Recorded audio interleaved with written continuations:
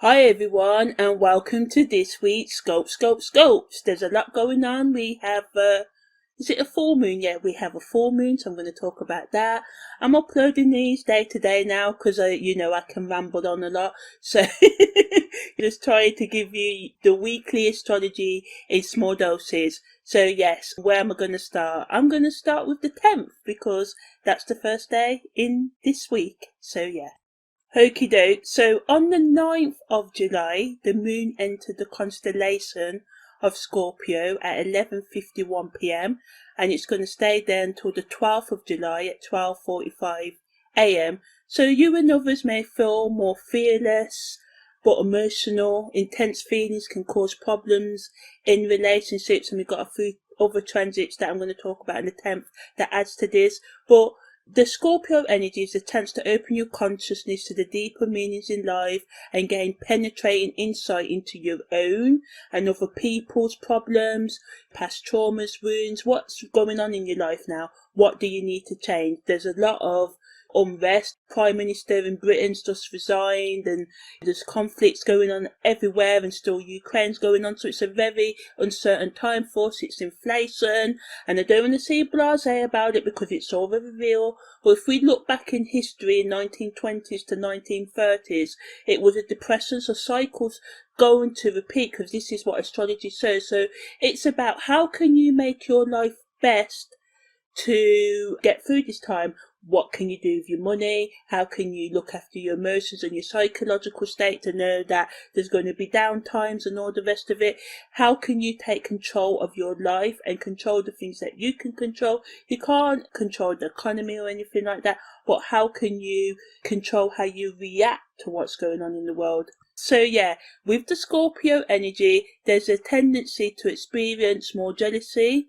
Under this influence, of people can be more unforgiving, vindictive, exclusive, rather than inclusive at this time, so watch out for that. The deeper meaning of the moon in Scorpio is looking into the ways that your views about sex, money, other people's resources, your own talents, digging real deep, if you can. Because not all the time we want to dig deep. We just want to have fun. We want to chill out, do the Aries and Leo thing and just be in the moment. So yeah, but if you can, go deep into the things that you keep hidden, that if you brought them into the light could kind of set you free.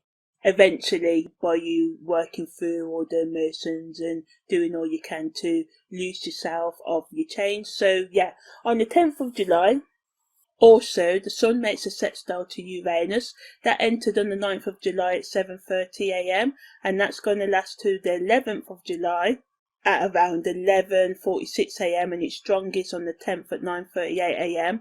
So with this energy, as I said before, there's always a applying, so this energy is still going to linger around up until the 13th of July. So this energy brings great changes on the global front, which is already happening, but you can also use this energy to make good and progress in your life. It's an innovative energy that allows for quick thinking and innovative inventions, so side hustles, thinking about a gap in the market where you can develop a product or import a product to help solve consumer needs for you entrepreneurs out there. Because great recession, yeah, we get down on that, but it's also an opportunity to make a good solid financial base for yourself as well if you're willing to work daily towards that goal. So again, Sun sextile Uranus can be a highly intuitive and mentally stimulating time. Some of you may feel more connected to your gut feelings, your intuition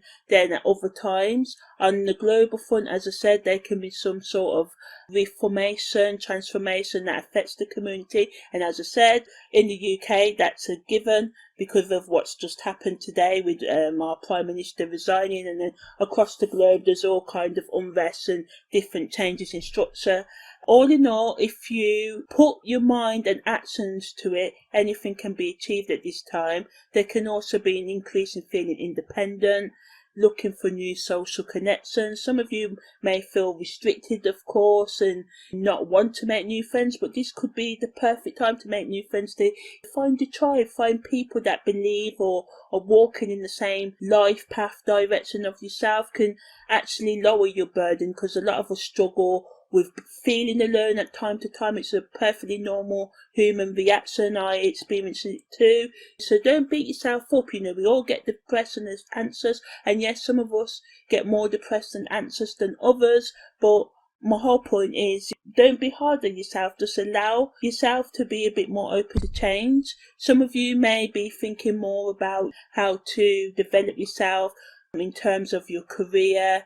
You could meet some influential business contacts or other contacts if you go looking for them. There's also a possibility of finding romance through new or existing group connections. So you may go to a group meeting or join a new group meeting and find, hello stranger, where you been all my life, sort of thing. So yeah, if you are into psychic or higher consciousness development, this is a good time for all sort of occult hidden work, especially inner shadow work.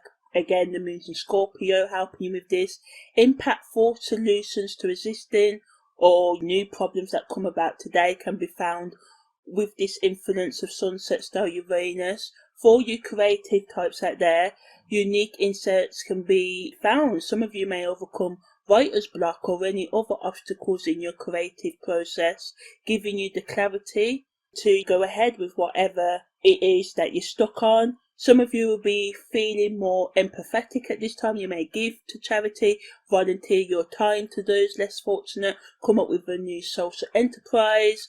Time spent understanding your own inner child or working with children can also be beneficial, as well as well thought out speculation in the stock markets can also bring high rewards at this time. Now, also on the 10th, the Sun makes a BiQuintile to Saturn, and that enters on the 9th of July at 2:01 p.m, strongest 10th of July at 1:53 p.m, and leaving on the 11th of July at 1:44 p.m. Now, the best use of this energy is self-reflection. Thinking before you act or react will help you make great progress during this time. It's a subtle energy that allows you to get realistic about the hard work that is needed to make your highest dreams reality. This transit can make you aware of your weaknesses and strengths, giving you the needed insight into how you can overcome and manage your strengths and weaknesses. Planning will get you everywhere under this transit. So, you know, you may want to rush ahead and have some fun and just be like, I don't care about the future, and that's all fine. But it may be beneficial if you take some time away from social activities to focus on any deadlines you need to meet, as well as making a strategic plan for you to make your highest dreams a reality.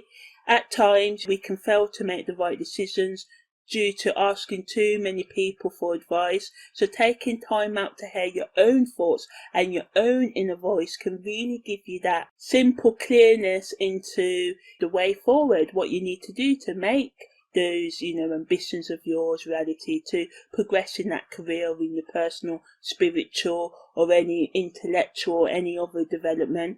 Discernment is the keynote of this transit. Allows for you to see through the bull crap and get to the root of the problem or situation and finding a beneficial solution.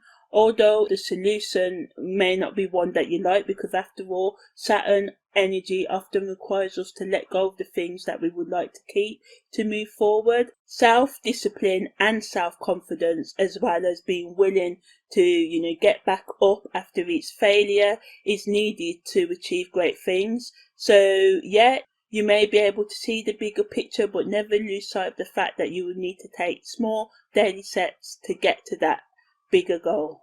Also on the 10th, Venus makes a semi-sextile to the moon's north node, entering on the 9th of July at 6:18, strongest on the 10th of July at 2:07 p.m, and leaving on the 11th of July at 9:29 a.m. So yeah, when Venus sextiles the moon's north node, it's attracting the right resources or people to you. So going back to, it's supporting that Sun sextile Uranus energy, giving you the chance to meet new people and make a choice to move forward. You can stay where you are, you can move forward, it's up to you. Someone you know or someone new or any passing information that you come across may give you that kind of sign that you're on the right track, the right direction to overcome your current problems. You may think about earning more money or using any savings that you have to help you go after your goals. There can also be like a fated connection, meeting fated people or coming across fated information, especially if you have strong Venus 7th or 2nd house aspects in your birth chart. On the mundane base level, you can just have the feeling that you're at the right place at the right time with the right people. Again, some of you may meet that special new friend, intimate partner, business partner. At this time, it's a very karmic energy. A new and exciting creative partnership can be started where you and the other person decides to combine your skills to make progress together further. Negatively, you could make mistakes, picking the wrong people to collaborate with or picking the wrong people to believe in and trust right now. But if you're open to learning, then even this slip up of making the wrong choice in friendship or whatever, because if you don't try you never know, but after a certain age I recommend you just learn to trust that intuition. But anyway, back to point. So yeah, if you're willing to learn from mistakes at this time, then you will open yourself up to a wealth of wisdom in the long run. So it's up to you whether you pick to go ahead and let these new people in or not. In the worst case scenario, they turn out not to be right for you. If you learn a lesson from the connection, then hey, you ain't really lost anything. It's what I'm really trying to say. Okay.